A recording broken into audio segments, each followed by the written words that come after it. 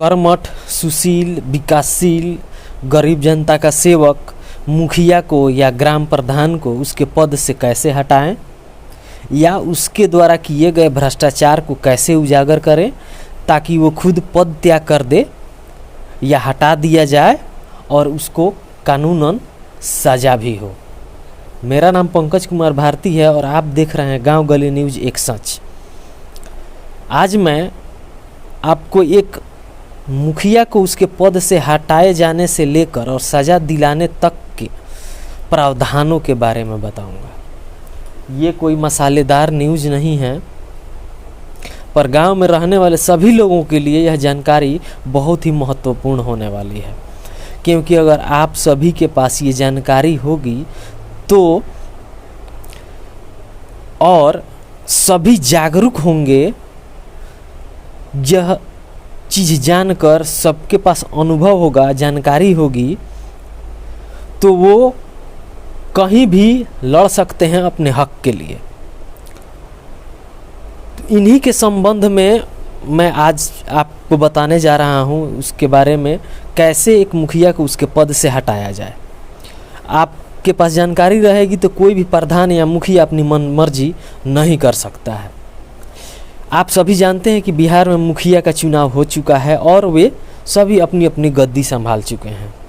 जितने भी कर्मठ, सुशील, विकासशील, कर्मठशील उम्मीदवार थे, उन सब को मतदाताओं ने चुनकर, कैसे चुना ये अलग बात है, या चुना लगवाया ये भी अलग बात है, पर हाँ, हम सब ने चुन तो दिया।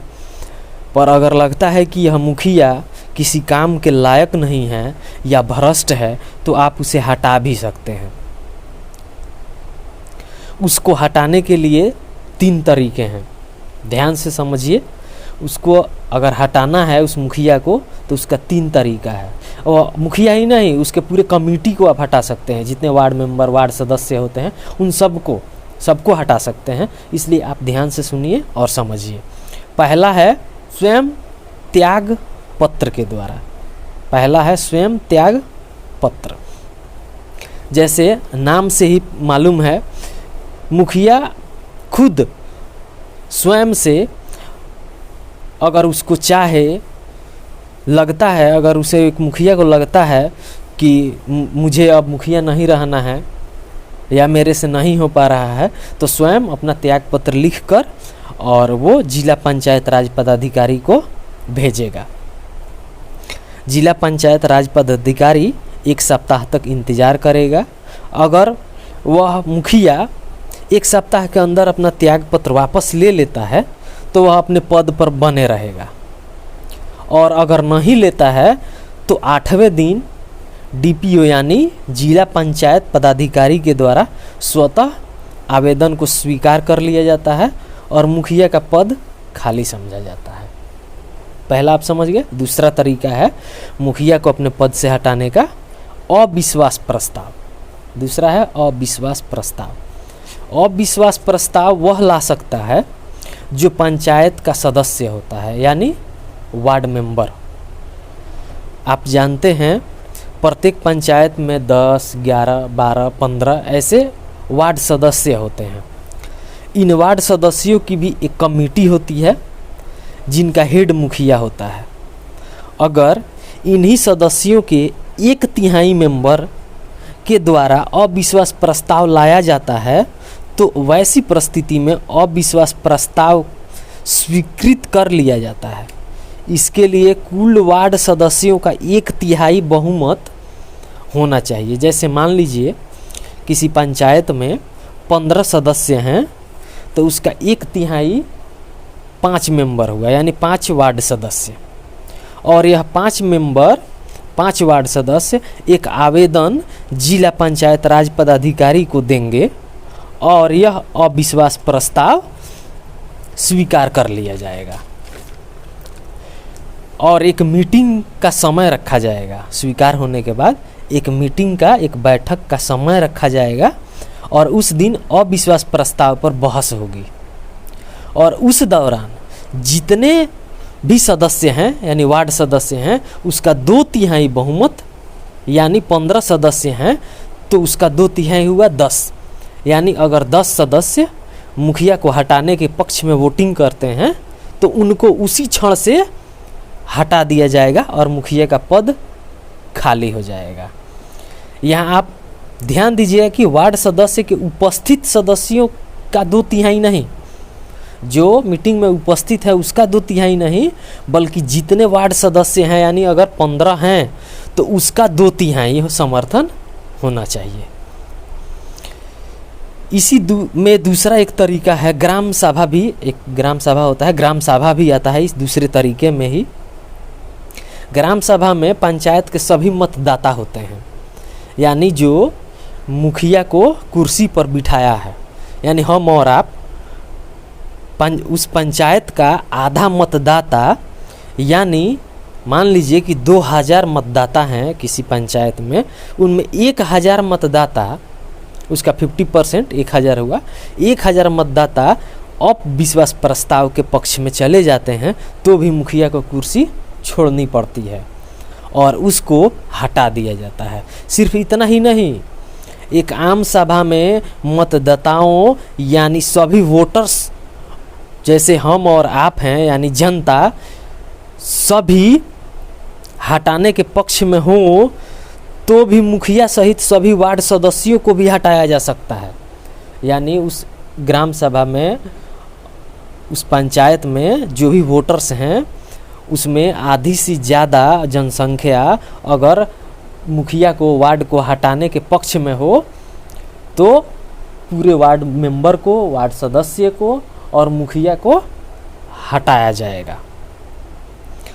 अगर वह अच्छा से कार्य नहीं करते हैं, भ्रष्टाचार करते हैं, तो उसके लिए आम सभा का एक बैठक कर आधे से अधिक जनसंख्या, यानी उस पंचायत की आधे से अधिक जो जनसंख्या है उस पे अविश्वास प्रस्ताव लाती है तो पूरी कमेटी, मुखिया समेत वार्ड सदस्य सभी को हटाया जा सकता है।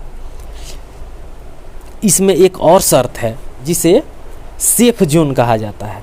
सेफ जोन आप कह सकते हैं मुखिया के लिए, यानी चुनाव होने के 2 साल के भीतर मुखिया के खिलाफ अविश्वास प्रस्ताव नहीं लाया जा सकता है। यानी एक बार जो मुखिया बन गया, नया बना है, उसके खिलाफ 2 साल तक अविश्वास प्रस्ताव नहीं लाया जाएगा। दूसरा शर्त ये है कि एक बार अगर अविश्वास प्रस्ताव आ गया किसी मुखिया के खिलाफ और वह पास नहीं हुआ, यानी वोटिंग के दौरान जब पास नहीं होगा, उसके पक्ष में वोट नहीं होगा, तो फिर 1 साल तक अविश्वास प्रस्ताव नहीं लाया जा सकता है उसके खिलाफ।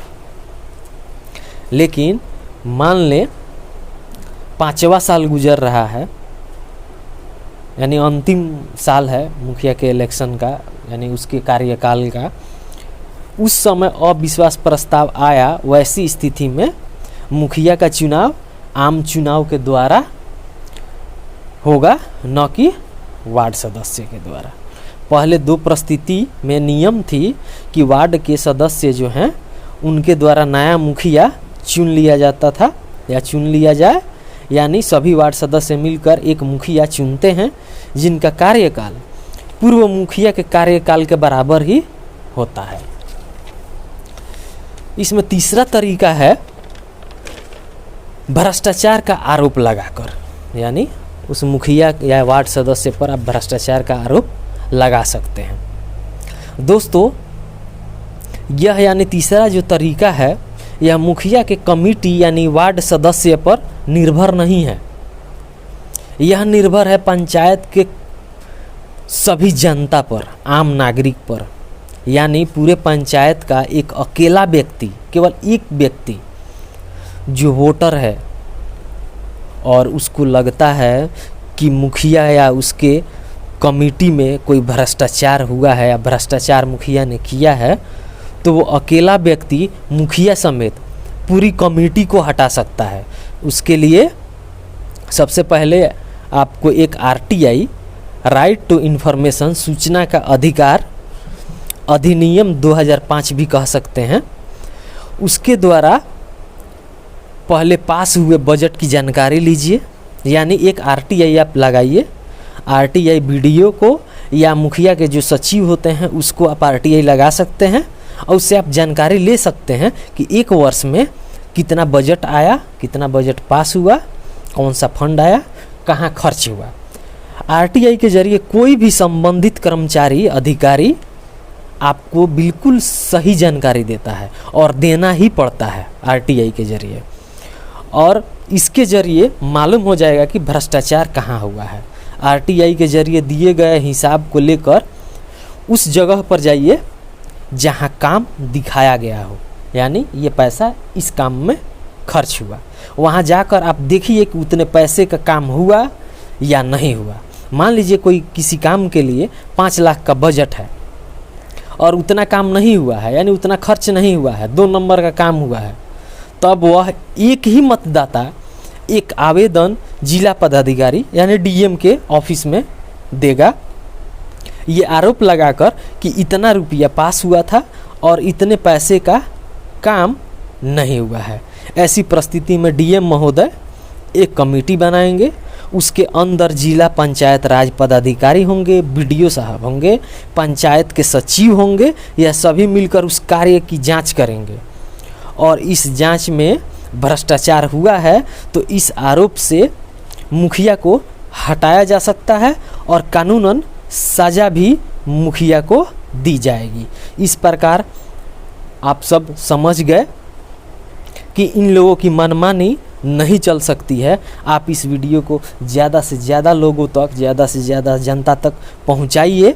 मेरे चैनल को अगर आप फेसबुक पे देख रहे हैं तो फॉलो कीजिए, शेयर कीजिए, और यूट्यूब पर देख रहे हैं तो प्लीज़ सब्सक्राइब और लाइक अवश्य कीजिए और कमेंट करके भी हमें अपना राय ज़रूर दीजिए। धन्यवाद।